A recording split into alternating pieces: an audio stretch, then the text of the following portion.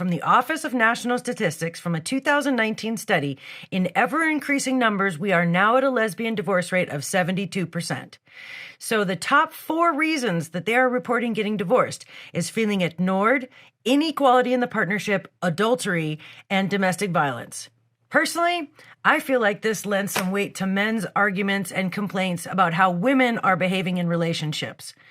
Because when you have lesbian divorce statistics that look like that, the girls are kind of telling on themselves. What's up, y'all? So according to the surveys I've been doing, you guys want me to talk about the lesbian divorce rate. So let's go. Recently, we've seen clips, we've seen memes about how the lesbian divorce rate is, I think, 70%, some of the clips that I saw, which is remarkably high. But I think it only tells part of the story. The focus has been how women are flippant, how women do not honor commitments, how women are led by their feelings, their emotions, and how they change day to day. And all that is true. I ain't gonna lie. That stuff is true. I say often women are the personification of chaos, but I don't necessarily mean that in a negative way, right? Creation happens in chaos. Women are creators in the sense that they take your seed and they turn it into a life. So the idea that women in mass are going to ever think like men or be as logical and linear in their thinking and philosophy as men, it's never going to happen, fellas. All we can do is encourage them to acknowledge the benefit that we contribute to their lives in the sense that we bring order to their chaos. So as some of you guys know, the divorce rate right now, some studies that I've seen are like it's over 50%, right? I've seen 54%, I've seen 40-something%, but nevertheless, it's high, right? Especially in the West, and especially for second marriages. I think for first marriages, it's in the 40s. For second marriages, it's in the 60s. And I think we can go down a rabbit hole as to why that is. But for me, ultimately, I think that we have to reconceptualize marriage in the modern world, right? Marriage was created for a specific purpose when it was created, and that has changed over time. Society looks different than it's ever looked. And for us to think that this institution is not going to have to change, I think it's naive. Because even in that high divorce rate, I would suggest that there's an additional 20 to 30% of people who remain married, whether for the kids, whether to keep up appearances, whether because of culture, but they're miserable. They don't want to be married. They don't like their husband, they don't like their wife, they don't like their life, but they're tethered to this institution. And I think we can make an argument as to if that's better or worse. But as an African who grew up in a house with 2 parents who clearly didn't like each other, and I'm sure some of you guys also have a similar background, to just wholesale dismiss divorce or wholesale dismiss people actually considering their happiness in mate selection, I don't think it's sustainable, right? Because I think one of the big differences with this generation, whether we're talking about Gen Z or whether my generation, millennials, is that unlike older generations, I think we're more honest. Some people would say we're more selfish. Some people would say we're more solipsistic. Some people would say we have analysis paralysis, but I think we're more honest. Because a lot of the things that we see happening these days, the only difference is we get to see it. Because of social media, because of everybody sharing their life, because of people being shameless, we get to see what's usually swept under the rug. But these things are not new. There's nothing new under the sun.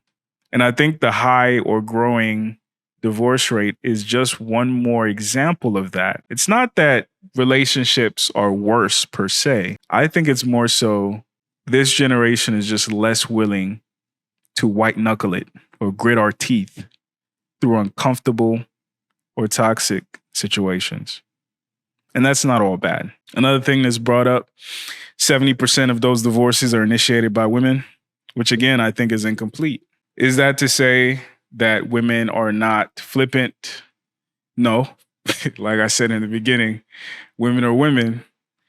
However, one thing that I know is because men tend to be so honor and commitment driven and principle based, Sometimes we feel those same exact feelings that women feel, and instead of acting on it, we'll wait until she does. Of that 70%, there are a whole lot of men who checked out 10 years ago and were just waiting for their wife to pull the trigger. Let's keep it a bean. Of that 70%, there are people who are living separately, just like Will and Jada. But again, in order to keep up appearances, in order to not be the bad guy, I'll just allow her to file. I'll just wait until she's too miserable to keep up the charade. This happens too. And I think as women have become more empowered, women have more options, women are making their own money, the world is more accessible. The reality is some of the things that our grandmothers and great-grandmothers used to tolerate and used to grit their teeth through, they taught their daughters and their granddaughters that they don't have to do that. And again, that's not to dismiss the women who are flippant in their decision-making, whether in who they choose to mate with in the first place or the reasons why they choose to leave men. But that's just to say we need to add more color and texture into our analysis of this thing. Stats always don't tell the story that you think they do. As a matter of fact, you can make numbers and data tell whatever story you need them to tell, unless you're willing to zoom out and consider it in context and consider the nuance of some of the data that you're looking at. I mean, if you break it down fundamentally, 56% of marriages end in divorce. Like, think about, that's the ones that end in divorce. So how many people, what percentage stay together for the kids? Or because they don't want to give away half their shit? Another 10%? That's conservative. Conservative. But let's say 20% then, okay? That's at least right. You now have a technology that fails 76% of the time. That's insane. That's insane. That's more likely than not. 76%. If I told you there's a 76% chance when you walk out the door today you're going to get hit in the head with a bowling ball, you would not go out, or you'd wear a helmet for sure. But people just continue to get married. Not only do they continue to get married, there's a presumption that you should get married, and if you don't get married, there's something wrong with you. Meanwhile, 56% end in divorce. It's literally fits the legal definition of negligence. His name is James Sexton. He's a 20-year divorce attorney. He also went through a divorce. And during one of his interviews, he called marriage a technology, in the sense that technologies are created to solve problems. And sometimes when that technology solves a problem, it creates another. Right. So, for instance, I think the example he used was like coffee mugs. The problem they solved is a way to hold your beverages. The problem it created is now people wanted to be stylish. Now people wanted to have cute sayings or different shapes, whatever the case may be. So now you need printing or you need ceramics to solve that problem. So it's a Faustian bargain. And similarly, marriage was created to solve very specific problems, namely strategic alliances, land, protection. And for us to forget that that is the foundation of the institution, I think is naive. I love gay people, but I don't believe in gay marriage because I'm a Christian. I believe marriage is between a man and a young woman sold by her parents in exchange for cattle, crops, and village safety. Because going into the 22nd century, those same reasons don't necessarily exist the same way, especially in the Western world. And now, and I think part of the reason why marriage is failing at scale is because now, instead of it being rooted in those strategic, pragmatic reasons, it tends to be rooted in love and romance. Love and romance primarily defined by Hollywood, primarily defined by fantasy. Along comes romanticism and says, no, we are going to marry in a different way. We are going to marry by instinct. And the instinct is that somewhere along the line, you will feel a special feeling. Very, very special feeling inside, kind of excitement. And you don't know when it will strike you. Maybe you're at the bar, maybe you're at the swimming pool, maybe you're just waiting in line for something, but you'll spot somebody, and without necessarily knowing too much about them, indeed the romantics were quite keen on it happening without knowing anything about them other than simply seeing their face, you will know that's your soulmate. And so that special feeling has become venerated. And whoever, first of all, you don't question that special feeling. So, if you said to your parents, I've met somebody, and they go, oh, right, tell me what, you just say, I've had that special feeling, and everyone just, the waters part and the couple moves forward because there's been that special feeling. So once the special feeling is announced, you raise the flag, the special feeling has happened, and that's terrific. Of course, if you don't feel that special feeling, it's a bit embarrassing. Is something wrong with me, etc. So you may start to fake the special feeling. You kind of like someone, but you fake that you've had this romantic special feeling. Another guy I'm a fan of, his name is Alain de Botton, and he says that romance was created by unemployed European artists. When you think of a long walk on the beach, when you think of staring into the sunset, when you think of a lot of the things that we have now been socialized to think of as romantic, you can really only experience those things if, number one, you ain't got no job, or you ain't got no kids, or you don't have any real responsibilities, or you're super rich, and similarly, you don't really have those responsibilities.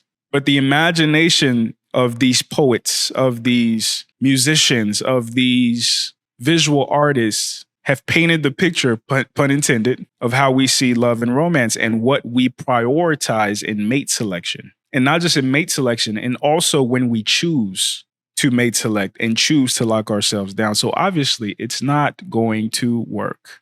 And furthermore, back in the day, even the process of mate selection was a team sport.